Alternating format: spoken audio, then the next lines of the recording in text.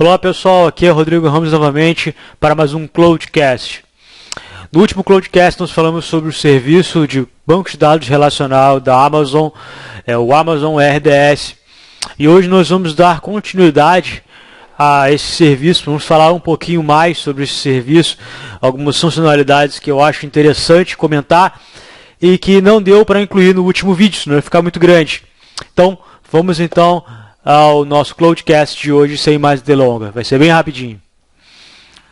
Vamos entrar aqui no site da Amazon, já conhecido, nosso awsamazon.com/pt. Vamos utilizar o AWS Management Console para acessar o serviço RDS. Como eu sempre informo, eu estou usando a região de São Paulo, mas recomendo vocês utilizarem a região West, norte da Virgínia, tá bom? Eu só estou utilizando South America, São Paulo, porque aqui não tem nada para mim, é uma região clear, está limpo, então é bem parecido com o cenário que vocês vão utilizar para seguir esse guia, ok? Então, o que a gente vai ver de diferente que a gente não viu semana passada? Eu vou dar uma passada com vocês sobre snapshots. A gente vai falar um pouquinho como criar snapshot, como restaurar o snapshot, como restaurar um backup de uma instância, como modificar o tamanho dessa instância. Por exemplo, você criou uma instância micro, mas você viu que sua aplicação cresceu muito e você não consegue mais suportar ela com uma instância micro. Como é que a gente faz para aumentar essa instância? Você provisionou um storage de 5 GB, que é o mínimo, mas você vê a necessidade de aumentar esse storage, como aumentar esse storage, como criar um novo security group e incluir essa instância no novo security group. E uma coisa muito legal, que é para uma SQL, é como criar uma cópia read-only. A gente vai ver tudo isso aqui hoje nesse Cloudcast, ok? Então vamos lá. Não tem nenhuma instância, eu vou lançar uma instância. A gente já sabe como lançar uma instância, que a gente já viu, então eu não vou seguir muitos detalhes. Vou passar pegando as configurações padrões, ok? Vou botar uma instância micro, não vou selecionar o multi-AZ, a gente vai aprender depois a selecionar o multi-AZ e comentar um pouquinho mais sobre ele. DB Launch Instant Identify, vou botar Lab Cooperate. O username vai ser root. Uma senha qualquer minha aqui, só não posso errar.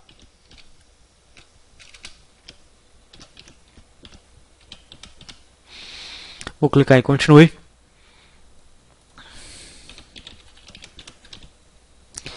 Isso tudo a gente já sabe. Vou botar uma zona de disponibilidade qualquer, não vou botar nenhuma.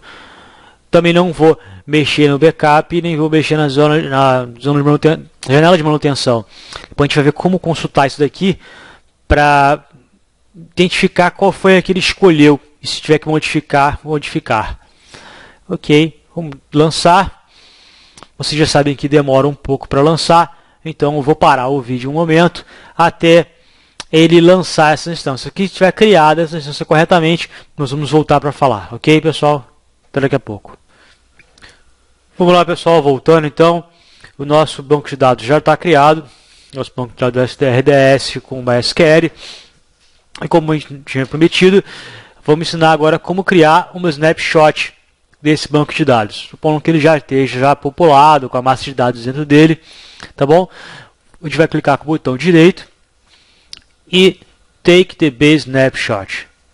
A gente vai dar o nome para esse snapshot. Vamos botar aqui como Lab Cooperate. Yes, Take Snapshot. Quando você está criando o snapshot, ele tem uma parada no banco, obviamente. Tá? O tempo de estar rodando aqui o snapshot, criando o snapshot, o banco de dados está com alguns minutos de pausa ali, parado. Para evitar que o banco de dados fique ali parado, você pode ativar o recurso chamado multi-AZ. O que seria esse recurso multi-AZ? Aqui, tá vendo como a gente pode ver aqui, o status está com backup up. Esse recurso multi-AZ, já expliquei no Cloudcast passado, mas ele é um banco de dados, fica em standby, que ele assume no caso de failover, de caso de falha do seu banco de dados principal. Então ele serve para fazer failover em seu banco de dados principal. Ele é um banco de dados idêntico ao seu banco principal. Ele tem réplicas, sim, muito rápidas, e ele fica em uma outra zona de disponibilidade, uma zona de disponibilidade diferente da atual. Então, assim, se a gente está aqui na região SA Wist 1A, a sua réplica multi-AZ vai ficar no SA Wist 1B, ok?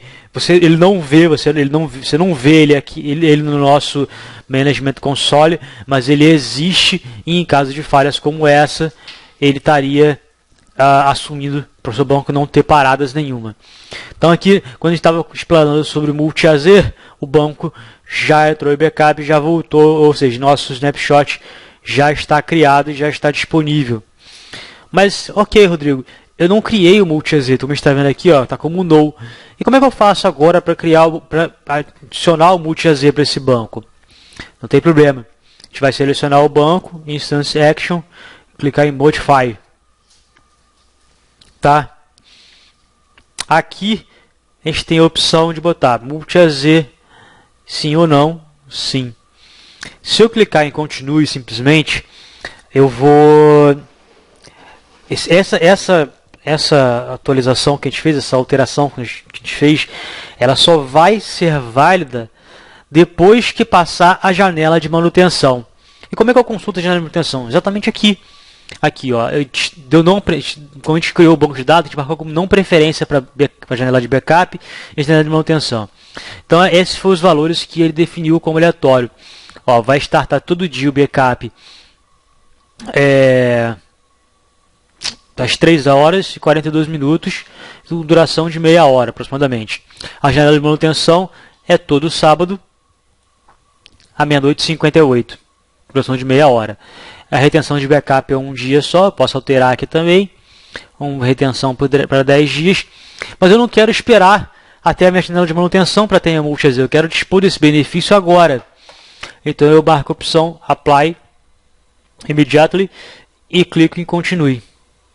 Okay? Ele me diz as alterações que eu fiz, botei multi-AZ sim, retenção de backup 10 dias e modificar a instância agora. Tá bom? Isso é como não altera o banco, não vai ser muito demorada essa modificação, mas ele para o banco um pouco para fazer as alterações, que é criar uma réplica, alterar o tempo de replicação de backup. Tá bom? Depois que o multi-AZ ficar ativo, esse banco dificilmente você vai ter uma parada consistente assim de não ter serviço desse banco de dados. Tá bom? Então, usar o failover, usar o multi-AZ é extremamente importante quando você tem massas de dados críticas. Deixa eu dar uma paradinha aqui, até isso aqui voltar para o status ok, para a gente continuar o nosso Cloudcast. Ok, a alteração já está valendo, então, como vocês podem ver aqui, nós já estamos com o multi-AZ ativado e o backup já está para 10 dias também de tempo de retenção. Tá bom? Aqui, ó, backup retention period 10 dias. Essas alterações que a gente fez. Então, nós criamos o snapshot também antes de fazer essa alteração. E como é que faz para modificar, voltar esse snapshot? Bom, a gente tem dois tipos de snapshot. O snapshot automático, que é criado com backup, conforme a janela de backup que a gente tem e o período que a gente criou. No caso que a gente botou automático lá, ele faz a retenção por 10 dias desse snapshot, ou o snapshot manual, como nós criamos aqui ainda há pouco. E para voltar isso, a gente tem duas maneiras. Ou a gente vai clicar aqui com o botão direito e botar Restore to point in time, certo? Ele vai te dar aqui as opções, você pode botar Use the last restore time, que ele vai te dar a hora que você teve, é o último ponto de restauração que você pode fazer, tá ok? E você só aceitar essas configurações e dar o Launch DB Instance, sem maiores problemas. Ou você pode vir aqui em DB Snapshot e criar um novo banco a partir desse snapshot também. Restore from DB Snapshot, ele vai dar a opção aqui você voltar para o Lab Cooperate, tá bom?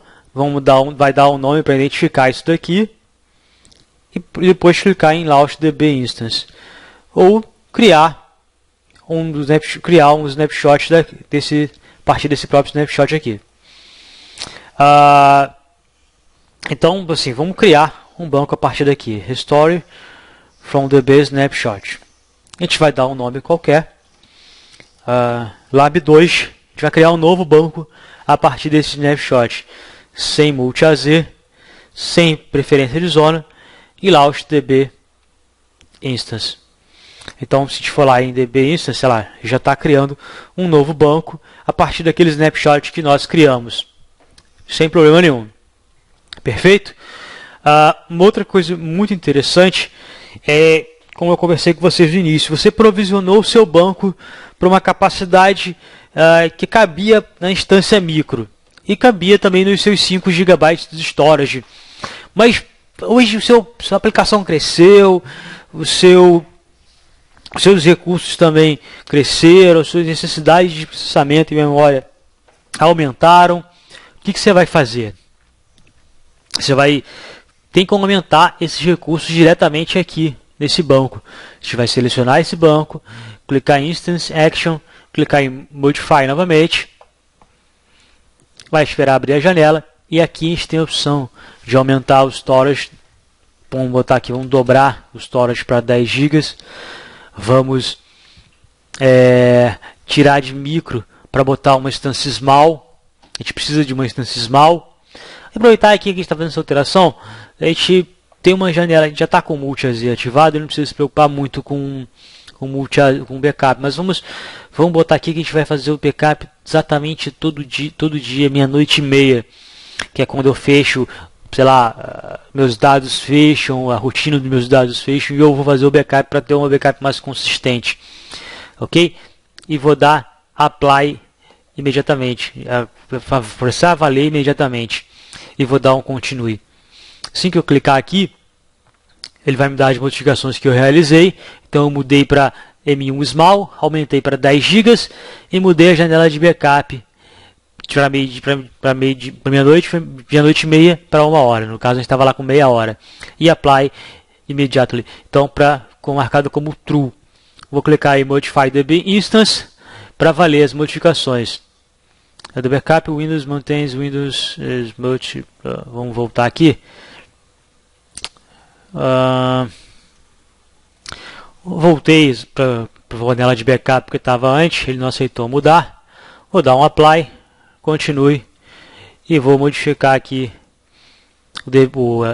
Vou clicar para modificar as configurações conforme eu solicitei. E depois no futuro eu modifico a janela de backup para ver se consigo modificar aqui. Bom, ele está criando aquele banco Lab 2 que nós tínhamos solicitado para criar e está fazendo as alterações no banco conforme a gente pediu para alterar, de ter um micro para M1 Small e de 5 GB para 10 GB. Vamos esperar um tempo para isso aqui voltar, a gente retorna já já. Bom pessoal, voltamos. Como vocês podem ver, o banco já está criado com o M1 Small e com storage de 10 GB. Criado não, modificado. Posso afirmar para vocês que esse processo demorou bastante. Algo em torno de meia hora para que fosse concluído toda a modificação, tanto do storage quanto da parte de crescer o banco de dados para M1 Small. Agora outro assunto interessante a gente falar é sobre o Security Group, que a gente pode modificar aqui. Vamos criar um novo Security Group. Vamos mudar o nome aqui de Lab Cooperate.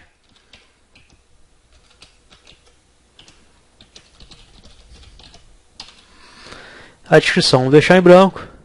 Não pode deixar em branco. Então vamos botar aqui Lab Cooperate também. E dá assim. Pronto, criamos, ele vai vir em branco. Como o default estava no nosso anterior.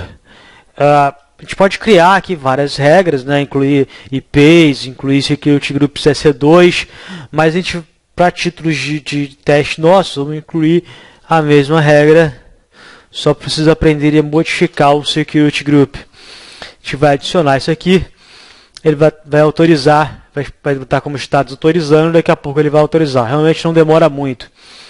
Para modificar o Security Group de uma instância, o procedimento é mais ou menos o mesmo que a gente usou para modificar a classe da instância, o storage. A gente vai em Action, Notify, e vai mudar aqui, agora apareceu um novo Security Group, e vai mudar para aqui para o novo Security Group. Manda modificar automaticamente, imediatamente no caso. Clica em Apply e Modify DB Instance. Ele vai modificar, não é um procedimento que demora muito, tá bom? Já está modificando. Se a gente for ver aqui no DP Security Group, ele já deve ter autorizado também, né? Já tá autorizado a parte para todos os IPs poderem conectar. Então essa parte do Security Group não tem muito mistério. É algo muito interessante, mas que ainda só existe para o MySQL, para o engine do MySQL, você ter a possibilidade de criar uma cópia do banco como read-only. Quais são as vantagens disso? Você quer fazer o seu banco já está muito sobrecarregado e ele tem uma leitura muito massiva de informações. Então, ao invés de você crescer o seu banco para crescer em processamento, crescer em quantidade de memórias, seria interessante você criar múltiplas cópias de somente leitura para não sobrecarregar o seu banco principal e redirecionar essas leituras para esses bancos secundários, essas cópias de somente leitura. E é muito simples você fazer isso. Se você tivesse que configurar isso manualmente num banco de dados, você demoraria bastante. Aqui na Amazon, esse processo é muito simples.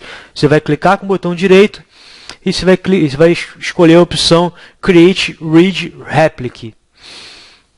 Ele vai criar um banco novo para você como somente leitura.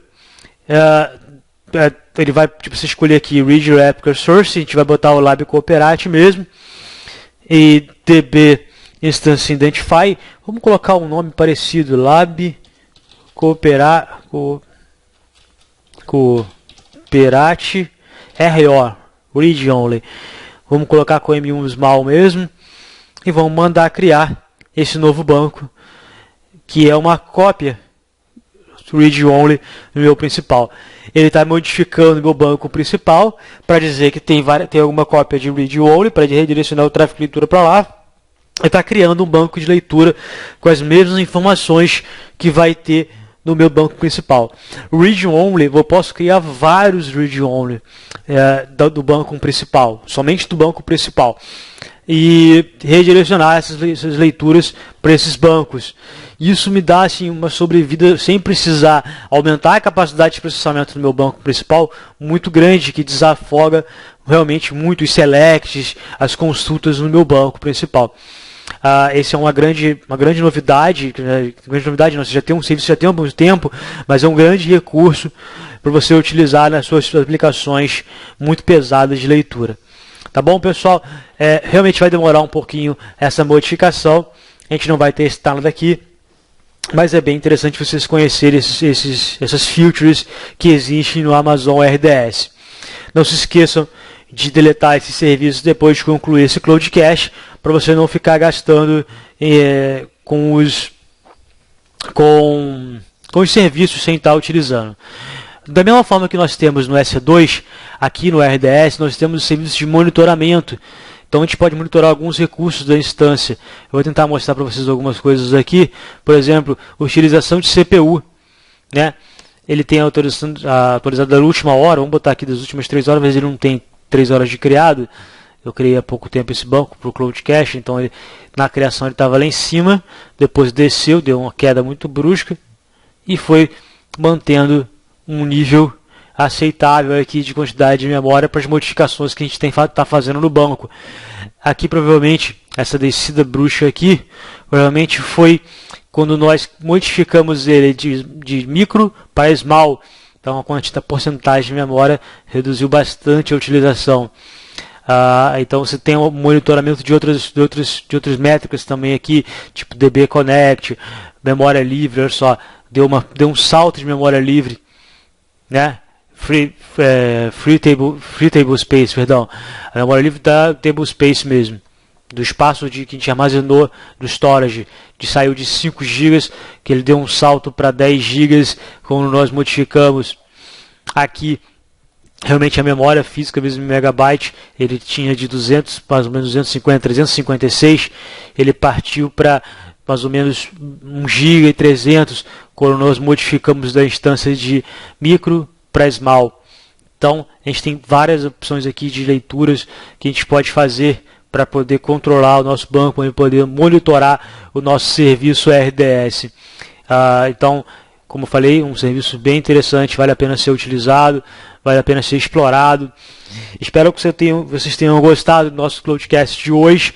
Realmente estendeu um pouco além do que eu imaginava que ia estender, mas foram assuntos e foram funcionalidades bem interessantes para complementar o nosso serviço de banco de dados relacional da Amazon RDS.